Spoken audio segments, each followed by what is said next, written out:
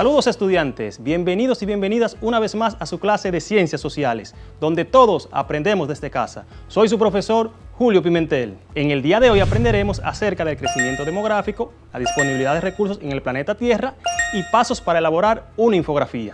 Pero antes, ¿qué efectos tiene el crecimiento demográfico en la disponibilidad de recursos? ¿Será posible lograr que el agua, los alimentos y la energía alcancen para una población que no deja de crecer? ¿Conoces los pasos para elaborar una infografía? Vamos a averiguarlo. ¿Qué es la demografía? La demografía es la ciencia que se ocupa de estudiar la estructura, la evolución, el tamaño y las características de la población humana. Sobre todo, la demografía es una ciencia social y sus estudios sobre la población humana pueden ser de forma comparativa y cuantitativa. La demografía se auxilia de la estadística y la utiliza como una herramienta fundamental para realizar sus estudios sobre los datos obtenidos y poder realizar comparaciones necesarias. Las variables más importantes que estudia la demografía son tasa de natalidad. Con relación a la tasa de natalidad, esta mide la cantidad de nacimientos que se producen dentro de un grupo de población, considerando el tiempo determinado. Refleja el número de población que se produce y mantiene la supervivencia de la especie. Tasa de mortalidad. La tasa de mortalidad registra la frecuencia de fallecimientos dentro de un periodo determinado, considerando variables como la esperanza de vida y las causas de los fallecimientos. Veamos ahora qué efectos tiene el crecimiento demográfico en la disponibilidad de recursos. El crecimiento de la población en todo el mundo genera y produce presión en la producción de alimentos y en los recursos naturales de los cuales disponemos. Esto es debido a que los recursos con los cuales contamos en nuestro planeta son limitados. En el caso de la población humana, la presión es mayor debido a desde que un ser humano nace, este genera necesidades que deben suplirse. Por ejemplo, necesita alimento, ropa, cobijo, medicamentos, aire para respirar, entre otros. Ustedes quizás se pregunten, pero profe, todos los días mueren personas. Y es verdad, todos los días fallecen personas, pero no en la misma proporción en la que nacen. O sea, que nacen más personas de las que mueren. Entonces, esto supone que cada día la población en el mundo está creciendo.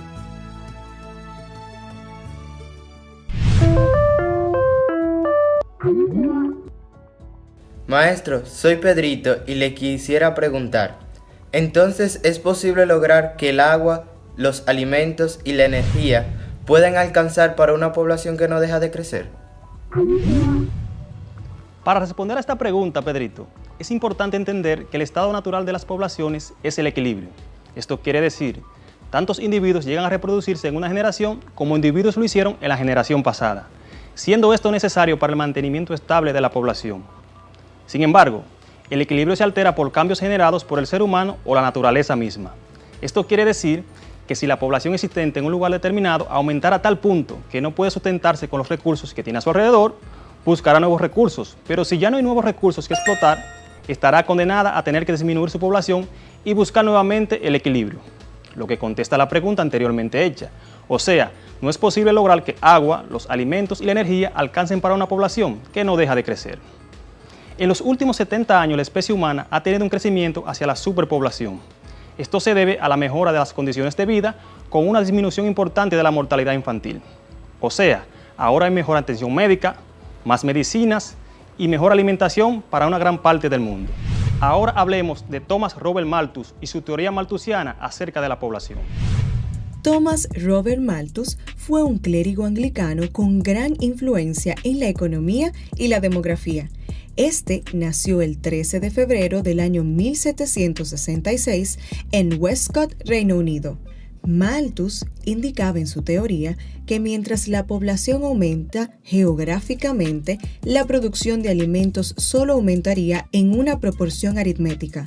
Por ejemplo, que la población mundial crecería de manera exponencial, o sea, 1, 2, 4, 8, 16, 32, 64.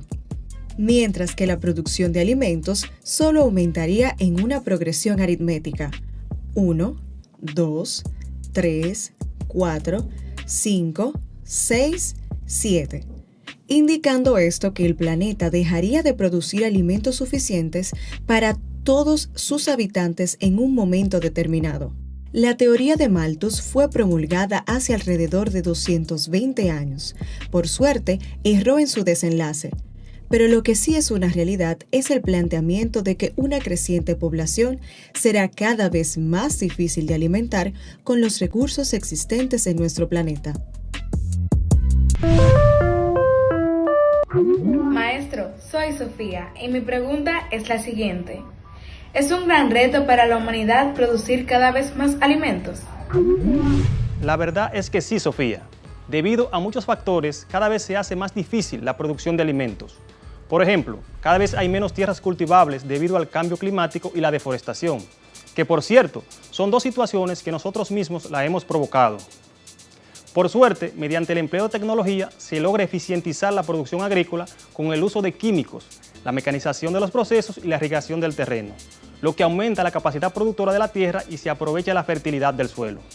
Esta tecnología tiene sus desventajas, como el impacto ambiental derivado de un alto uso de agua y energía, así como un mayor empleo de fertilizantes, plaguicidas, entre otros. Ahora veremos, de forma resumida, los pasos para hacer una infografía. Número 1. Enfocarse en lo que vas a informar. Definir claramente sobre lo que quieres informar en la infografía. Además del tema, define a tu público, define tus objetivos, define el lenguaje que vas a utilizar. Número 2. Investigación responsable. Debes hacer un trabajo concreto de investigación para tener datos confiables que guíen tu infografía. Es decir, debes buscar canales de información confiables. Número 3. Elige un modelo. Ahora que has elegido un tema y conoces los datos más relevantes, es el momento de que decidas la forma en que presentarás tu información. Existen diversos modelos de infografías según sea el tipo de datos que deseas mostrar a tu público, como son diagrama de flujo, mapa conceptual, línea de tiempo, estadísticas, entre otras. Número 4. Revisión y corrección. Es hora de organizar el contenido pensando en la estructura de tu infografía, donde revisas y corriges posibles errores. Número 5. Haz un borrador. Debes hacer un borrador de tu infografía organizando las informaciones en el formato seleccionado. Realiza las pruebas de las imágenes colocándolas en los espacios donde quedarán. Organiza todo y de esta manera se te facilitará el trabajo que continúa. Número 6. Ejecución. Luego de haber realizado los pasos anteriores, llegó la hora de construir nuestra bella pieza informativa y visual. ¿Sabes cuáles son los países que más migrantes reciben en el mundo? Cada día, miles de personas abandonan sus lugares de origen para trasladarse a otros destinos. Estas migraciones se producen por diversos factores, como son causas culturales, socioeconómicas, familiares, bélicas, religiosas, entre otras. En general, todo aquel que va a un país o lugar diferente al suyo es en busca de mejores condiciones para vivir. Aproximadamente el 58% de los migrantes internacionales residen en países desarrollados. Los efectos de la inmigración en cada uno de los países varían en función de las características y procedencia de la población migrante. Entre los países que más inmigrantes reciben en el mundo, tenemos a Estados Unidos, Alemania, Rusia, Arabia Saudita, Emiratos Árabes Unidos, Francia, Canadá, Australia, España, Italia, entre otros.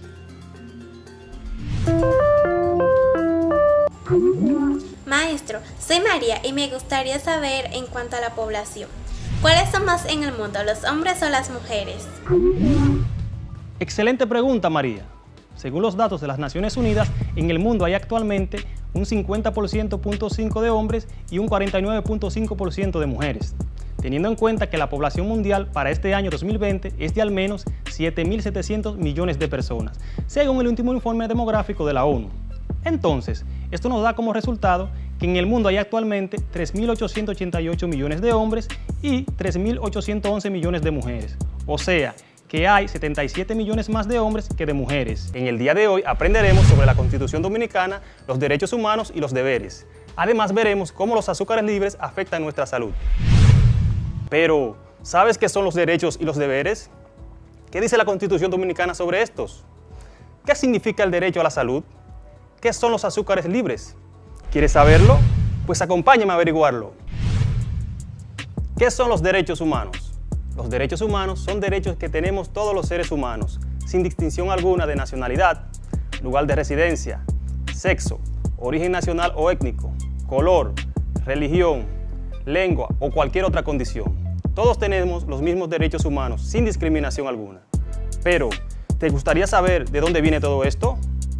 Pues, después de la Segunda Guerra Mundial, en 1945, nace el concepto de la Declaración Universal de los Derechos Humanos, como un ideal común para todos los pueblos y naciones.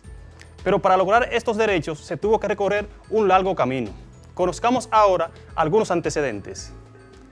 La conquista de Babilonia en 539 a.C., cuando Ciro el Grande conquistó Babilonia, dejó que todos los esclavos se fueran en libertad, proclamando a su vez la libertad religiosa y convirtiéndose en el primer precursor de los derechos humanos. Sus palabras quedaron grabadas en el cilindro de Ciro. 1000 años más tarde, el rey de Inglaterra firmó el primer documento que reconoce los derechos humanos de las personas, llamado Carta Magna, en 1215. En la Declaración de Independencia de los Estados Unidos incluye el concepto los derechos naturales. Esta recoge que todos los seres humanos son iguales y tienen derechos irrenunciables, como derecho a la vida y a la libertad.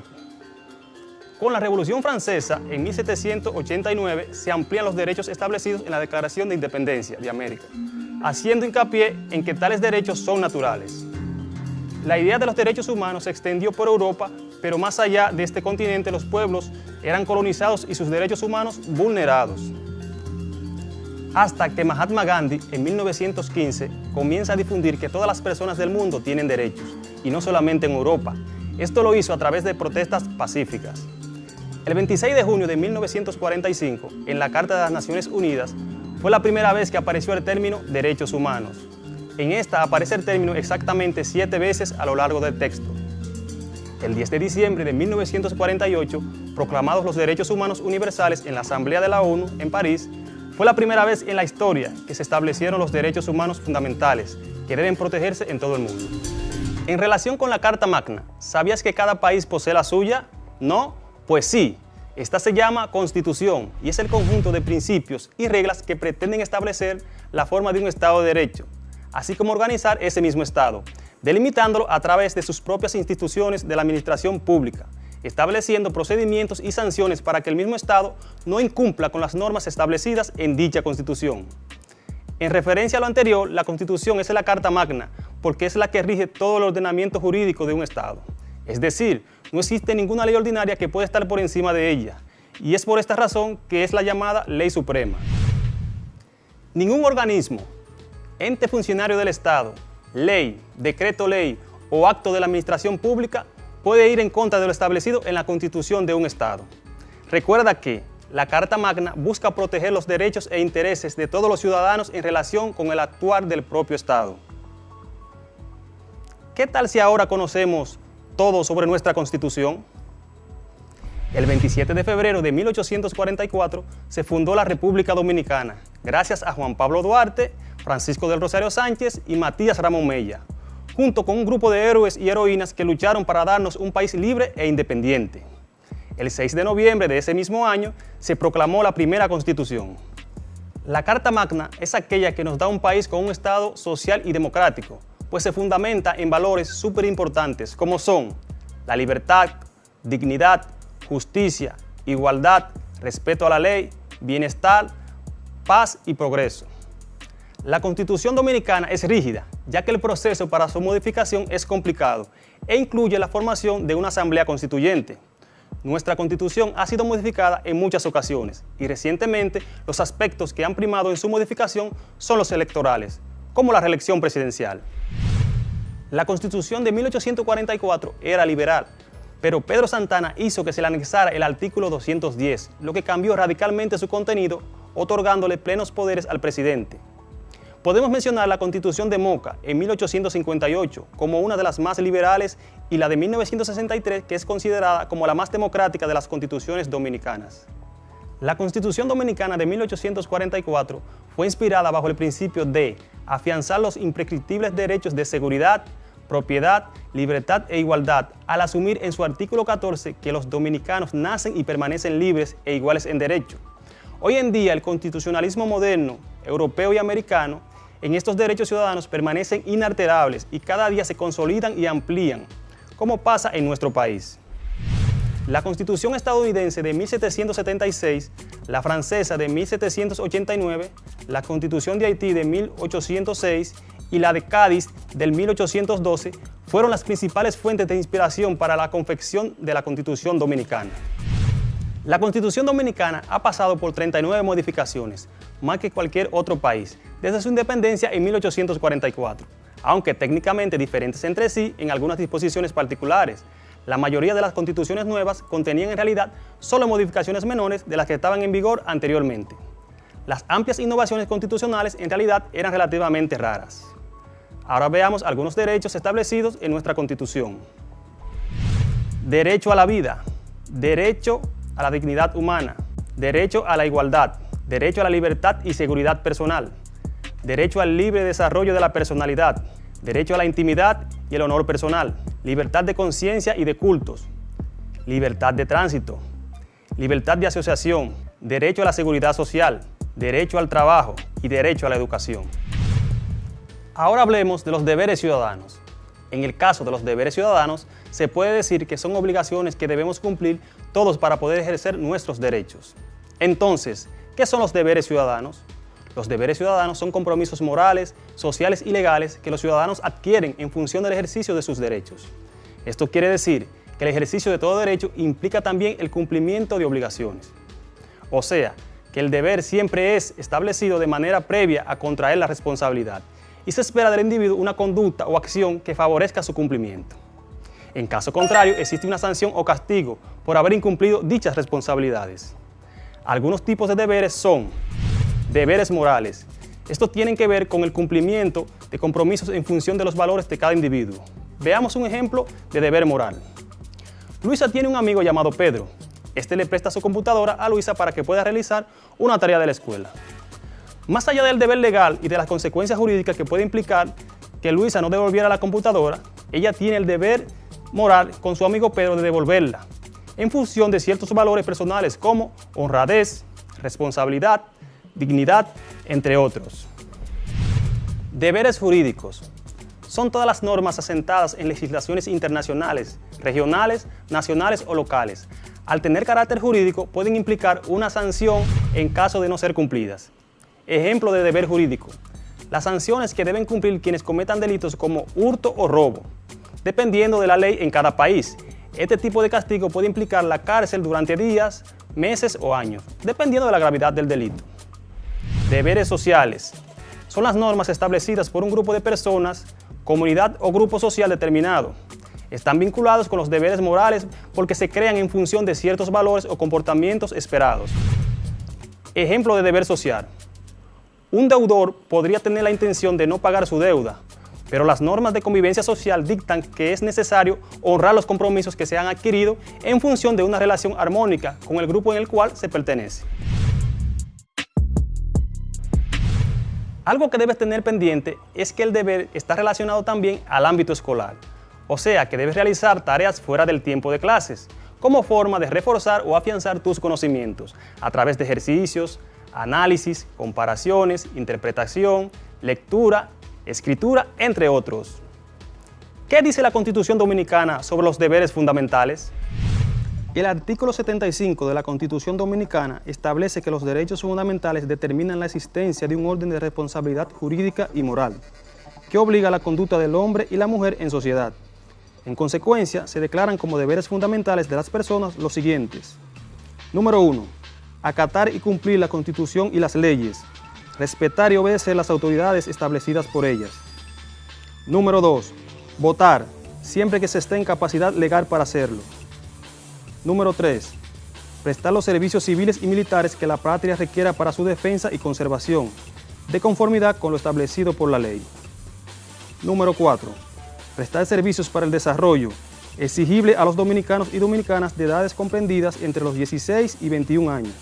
Estos servicios podrán ser prestados voluntariamente por los mayores de 21 años. La ley reglamentará estos servicios. Número 5. Abstenerse de realizar todo acto perjudicial a la estabilidad, independencia o soberanía de la República Dominicana. Número 6. Tributar, de acuerdo con la ley y en proporción a su capacidad contributiva para financiar los gastos e inversiones públicas. Es deber fundamental del Estado garantizar la racionalidad del gasto público y la promoción de una administración pública eficiente. Número 7. Dedicarse a un trabajo digno de su elección, a fin de proveer el sustento propio y el de su familia, para alcanzar el perfeccionamiento de su personalidad y contribuir al bienestar y progreso de la patria. Número 8. Asistir a los establecimientos educativos de la nación para recibir, conforme lo dispone la Constitución, la educación obligatoria. Número 9. Cooperar con el Estado en cuanto a la asistencia y seguridad social, de acuerdo con sus posibilidades.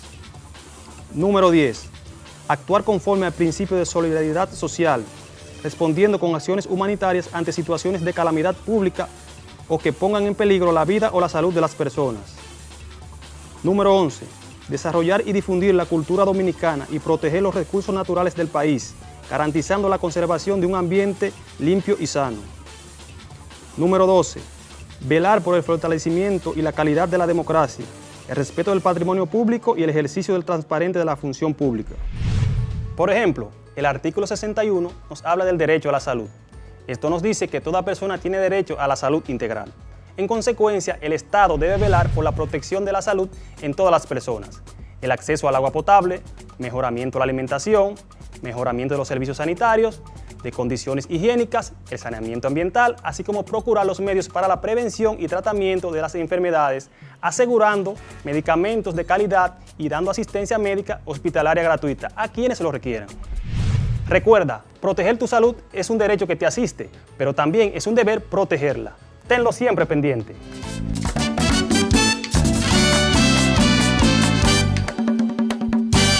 Recuerda que el objetivo primordial de este resumen de todos los temas tratados en el mes de noviembre en nuestras clases de Ciencias Sociales, lo que busca es que refuerces tus aprendizajes y tengas dominio sobre estos.